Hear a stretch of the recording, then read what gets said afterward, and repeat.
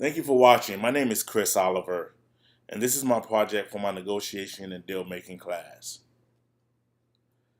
Today, the title of my project is Floyd Mayweather versus Manny Pacquiao negotiates for their boxing match.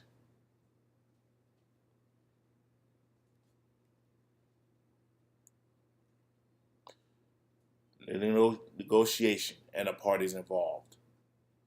First, Floyd Mayweather. He's an American boxer with a record wins of 48 and 0 losses. And of those 48 wins, 26 of those are knockouts. He's a professional with some amounts of title and belts. He is a 5 division world champion and won 11 world titles in multiple weight classes. All his belts include WBA, WBC, WBO, Ring Welterweight, WBC Super, and Ring Junior Middleweight. He also won countless awards that placed him in many boxing magazines. He's also known as the best pound for pound boxer in the world. Camps that are affiliated with Floyd Mayweather are Golden Boy Promotion, Money Mayweather Promotions, and he's also signed by HBO. Manny Pacquiao. He's a Philippine boxer with record wins of 57, and of those 57 wins, 38 of those wins were knockouts and 6 losses. He ranked 5th in the ring and longest reigning top 10 pound for pound fighter. Manny was named Fighter of the Decade 3 times. He was also the first and only 8 division world champion, and he won 10 world titles. The conflict and negotiation started between the two fighters to see who's the best pound for pound fighter in the world, along with negotiating this final boxing match with the number 1 and number 2 fighters in the world, but also had to agree to the terms and conditions of the contract. Position. Tangible things they requested. On 3 different occasions, the position of this negotiation had been a long-going problem since 2010. Mayweather wanted random blood and urine tests done all the way up to the fight and after. Also, Mayweather wanted to pay Manny Pacquiao out of his pocket $40 million to have the boxing match, just to get it over with. According to Pacquiao camp, his position on random blood and urine tests done was that it had to be 30-day window before the fight. Also, Pacquiao wanted a 50-50 financial split. The underlying interest. Floyd Mayweather camp was that he wanted to make sure that Manny Pacquiao wasn't taking any enhancement drugs for the fight. Mayweather also knew that also knew that this was Pacquiao's biggest payday fight ever in his career, and it would look good on his resume. Pacquiao didn't mind getting urine tests done up to the fight, but he knew that getting blood drawn by needles would weaken him, so he negotiated for a 30-day window in reference to Pacquiao's financial status.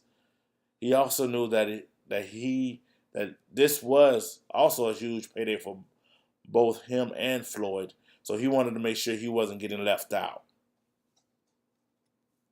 Principal negotiation techniques. BATNA. This was when both parties couldn't come up with an agreement. So the negotiation didn't fall through, and they both decided to fight different opponents. Mayweather fought Shane Mosley, and Pacquiao fought Joshua Clottey. The mutual benefit. Both parties agreed on things that wouldn't be considered as a loss. A blood and urine test could be given, but only up to a few weeks before the fight. They were also mutual on who would step on the scale first for weigh-in, who would walk to the ring first, and who would be introduced first, and who had the choice of locker room. Objective criteria.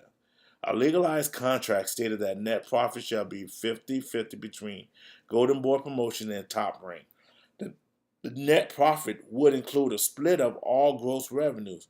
Also in paragraph 11A, it stated and entitled HBO pay-per-view fight night events, it reads, notwithstanding the foregoing, HBO pay-per-view fight night events shall be paid 50% directly to Golden Boy Promotion and 50% directly to Top Rank Promotion.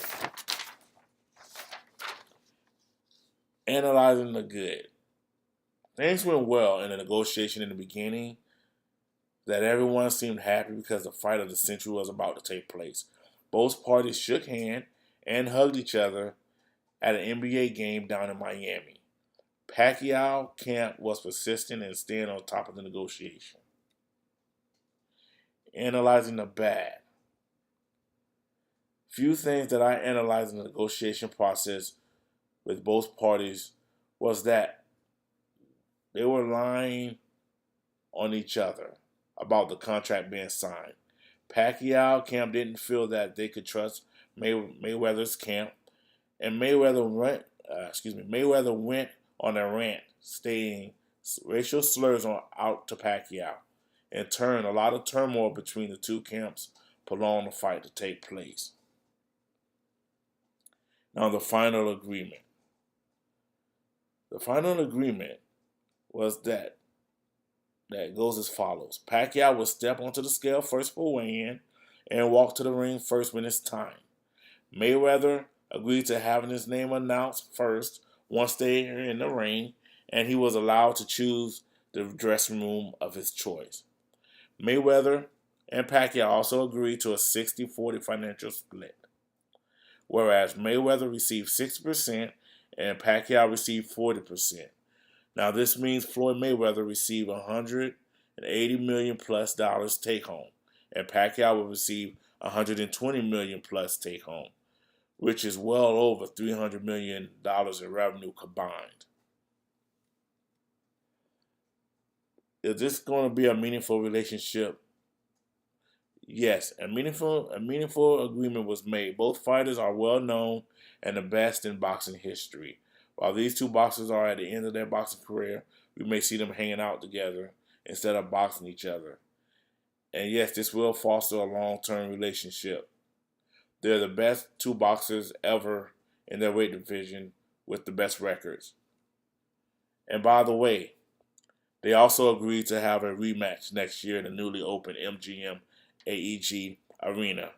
And once again, new negotiations and new contracts will come about. Thank you very much for your time. Once again, my name is Chris Oliver, and this is my presentation on Floyd Mayweather and Manny Pacquiao.